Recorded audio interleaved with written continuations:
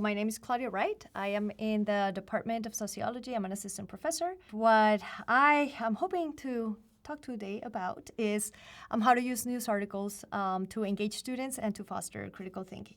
Students don't usually care much about reading the news, or they're too busy, or they have just so many things going on. And so bringing the news to them is a way to not only help them, know about what's going on in the world, but also allowing them to use what they're learning, like in this case in sociology, seeing how sociology is applied in the real world and letting them see that they play a role into critically consuming these sources.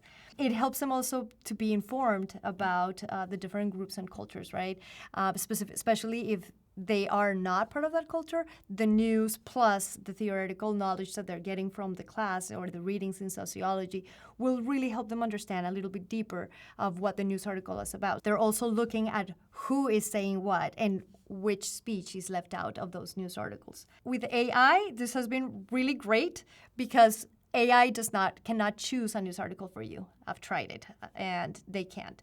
So in a way, using those news articles kind of helps me not receive AI-written assignments. I used to do it with movies, and they would just write the paper for you, right? The AI is perfect for writing a paper. You just ask, write a paper incorporating sociological theories in The Little Mermaid, and they just, it gives it to you. So news articles is a little bit more complicated because they don't only have to critically think about what they're writing, but also choosing the news article in itself.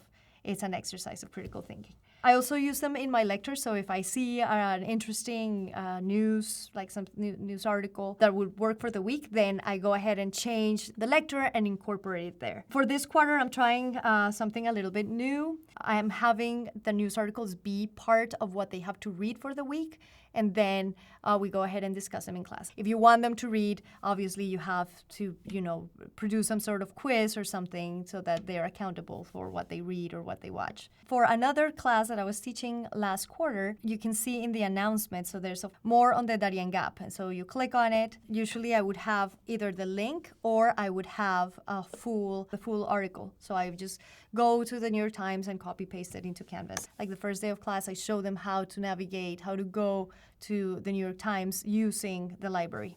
I am an avid news reader, so I wake up and that's the first thing I do. That's my pastime, but as my pastime, I also go ahead and put them in Pinterest because I always thought that Pinterest was a disaster, and I was like, oh no, I don't bake or I don't do any of that stuff, so why would I use it? But then it is an important library for me now for my classes.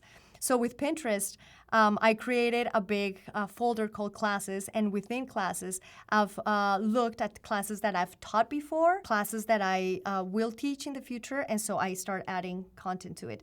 For example, if you look here at the sociology board, it has 232 news articles. And the reason for that is because that's the class that I've been teaching for the longest time. So all the articles that I'm finding, I'm putting them in there. And then when I craft my class every quarter, I go ahead and select which ones are going to be better suited for the weeks that I'm teaching or the content that I'm teaching. And of course, when I adapt the content, I update it because, I don't want to show articles from 2013 unless they are absolutely relevant and very, very good.